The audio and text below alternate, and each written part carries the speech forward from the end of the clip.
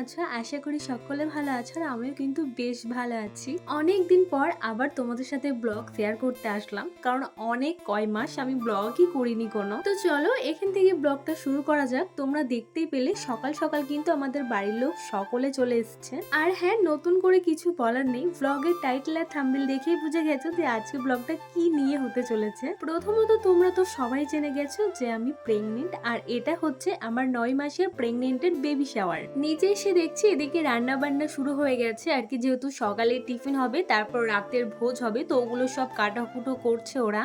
আর এই হচ্ছে আমার বেবি শাওয়ারের ডেকোরেশন। কেমন হয়েছে অবশ্যই জানিও, যদিও তোমরা শর্ট ভিডিওতে আগেই দেখে নিয়েছো। তো যাই হোক, এই যে দেখো, তারপর আমি আবার উপরে এসে এই যে মা, জেঠি, দিদি সবাই শাড়ি দিয়েছে, শাড়ি, শাওয়া, ব্লাউজ, তো সেগুলোই দেখছি। আর এই যে দেখো আমার দিদির ছেলে কি করছে, একা একাই খেলা করে করে বেড়াচ্ছে। তখন যেহেতু প্রায় 10:30 হবে, তার জন্য আমি কিন্তু ফ্রি ছিলাম আর আমার দিদির ছেলেকে আর কি গার্ড দিচ্ছিলাম। তারপর এদিকে আমাদের বাড়ি থেকে যারা যারা এসেছিল আর কি, তো সবাই খেতে বসে পড়লো সকালে টিফিন করতে। আর এদিকে আমি টুকটাক সার্ভ করছিলাম। তো সকালে টিফিনে ছিল লুচি আর একটা সবজি, যেহেতু ওরা সকাল 7টার সময় চলে এসছে আমাদের বাড়িতে। তো তারপর এদিকে একে একে সবাই আসছে, আমার মাসি, বৌদি, মামি, তো সকলেই আসলো। আর এই যে দেখো এইখানে যেসব নিয়মগুলো আছে আর কি, তো সেগুলো এখন পালন হচ্ছে আর কি। এই নিয়মটার নাম হলো এ কামানো। 5টা না 9টা বউ নিয়ে আর কি নখ ছুলতে হয়, পায়ে আলতা পরতে হয়, তারপর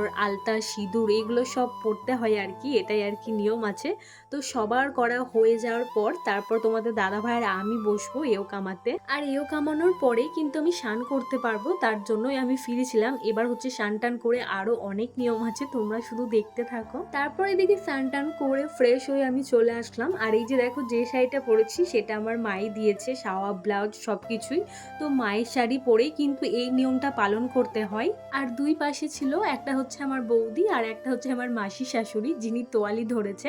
আর এদিকে ব্রাহ্মণ যা যা বলছে তো সেগুলোই করতে হচ্ছে। তো এখন হচ্ছে সেই মুহূর্তটা যখন আমাকে তোমাদের দাদাভাই পঞ্চম অমৃত খাবে। তো এই যে দেখো, আর সত্যি কথা বলতে আমি খালি পেরেছিলাম, ওইটা খেতে গিয়ে আমার একটু গা গুলি দিচ্ছিল। আর একটা নিয়ম যেটা আমি তোমাদের বলছি আর কি, মা মাসিরা বলছে যে বাটিটা করে আমাকে খাওয়ালো, সেই বাটিটার পিছন দিকে যদি উবুর হয়ে পড়ে তাহলে ছেলে হবে, আর যদি চিত হয়ে পড়ে সোজা হয়ে আর কি, তাহলে মেয়ে হবে। আর আমার কি হয়ে পড়েছিল বলতো, আমার কিন্তু উবুর হয়েই পড়েছিল, মানে ছেলের লক্ষণ। আর আমার সব কিছুতে ছেলের লক্ষণটাই হয়েছে। তারপরে দিকে সবকিছু নিয়ম পালন করে 5টা ফল আমার আঁচলে ব্রাহ্মণ দিল। এবার হচ্ছে 5 জনাকে দিতে হবে আঁচলে আঁচলে। তো প্রথমে আমি দিয়ে দিলাম আমার মাকে, এবার মা আবার একজনের আঁচলে দেবে, তারপর যাকে দেবে সে আবার একজনের আঁচলে দেবে, এরকম হবে আর কি। তারপর আমরা চলে আসলাম এদিকে পায়েস খেতে। পায়েসের নিয়মও কিন্তু আমার নোড়া পড়েছিল, মানে ছেলের লক্ষণ, তোমাদের তো আগেই বললাম। আর প্রদীপ পড়লে নাকি মেয়ে হয়, সে যাই হোক। তারপর সব কিছু নিয়ম সেরে তারপর আমরা চলে আসলাম এদিকে রাস্তায় আর কি, বাড়ির সামনে ফটোশুট করতে। তো আমি এই শাড়িটা চেঞ্জ করে আবার রেডি হব, তার জন্য একটু তাড়াহুড়ো করছিলাম, কারণ এখন প্রায় বাজছিল 1টা 1:30-এর মতো। আমি রেডি হব, তার জন্য টাইম লাগবে অনেকটা, তো তার জন্য আর কি তাড়াহুড়ো করছিলাম। তারপর এদিকে আমি এই যে দেখো মেকআপ করতে বসে পড়েছি, আর মেকআপটা আমার দিদি ভাই করে দিচ্ছিল, কারণ আমি তো মেকআপ যেমন তেমন করি আমার মতো করে, বাট আমার থেকেও আমার দিদি ভাই মেকআপটা সুন্দর করতে পারে। এই যে দেখো আমার ফাইনাল লুক কেমন লাগছে অবশ্যই জানিও। হেয়ার স্টাইলটা অবশ্য আমি করেছি, এক করতে গেছে আর এক হয়ে গেছে, আর এমনিতেই তাড়াহুড়োতে ছিলাম, তার জন্য সেরকম টাইম পাইনি। তো যাই হোক, কেমন লাগছে অবশ্যই জানিও। আর এই যে দেখো খাবারের প্লেটটা আমার বৌদি ভাই সুন্দর করে সাজিয়ে দিচ্ছে আর কি, গাঁদা ফুল দিয়ে। তারপর কিন্তু আমি বসে পড়েছি খাওয়া দাওয়া করতে। আর এখানে কিন্তু অনেক কিছু মেনু ছিল, তাই আর তোমাদের বললাম না। আশা করি শর্ট ভিডিও তোমরা দেখে নিয়েছো যে কি কি মেনু ছিল আমার স্বাদ অনুষ্ঠানের খাবারে। যেহেতু সকাল থেকে না খাওয়া, শুধু একটু পায়েস খেয়েছিলাম, তার জন্য বেশি কিছু খেতেও পারিনি। কিন্তু তারপরে দেখি সকলে খাওয়া দাওয়া করতে বসে পড়েছে। মেনলি আমাদের বাড়ি থেকে যারা এসেছিল আর কি, তারা খাওয়া দাওয়া করে কিন্তু চলে যাবে। অনেক বারণ করা সত্ত্বেও বলছে যে বাড়ি যেতে হবে না আজকে, কালকে যাবে, বাট ওরা কিছুতেই শুনছিল না, বলছে না বাড়ি চলে যাব, যেহেতু সেই সকাল 7টার সময় এসেছে।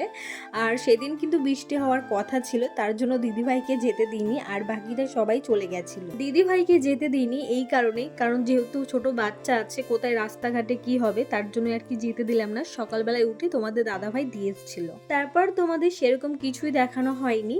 তো এই যে দেখো, আমরা কিন্তু ভোজ খেতে বসে পড়লাম, তোমাদের দাদা ভাইয়ের আমি। আর এখন বাজলো প্রায় 12:30টার কাছে। তো চলো আজকের ব্লগটা এখানেই এন্ড করছি। তো আবার নেক্সট ব্লগে দেখা হবে, টাটা।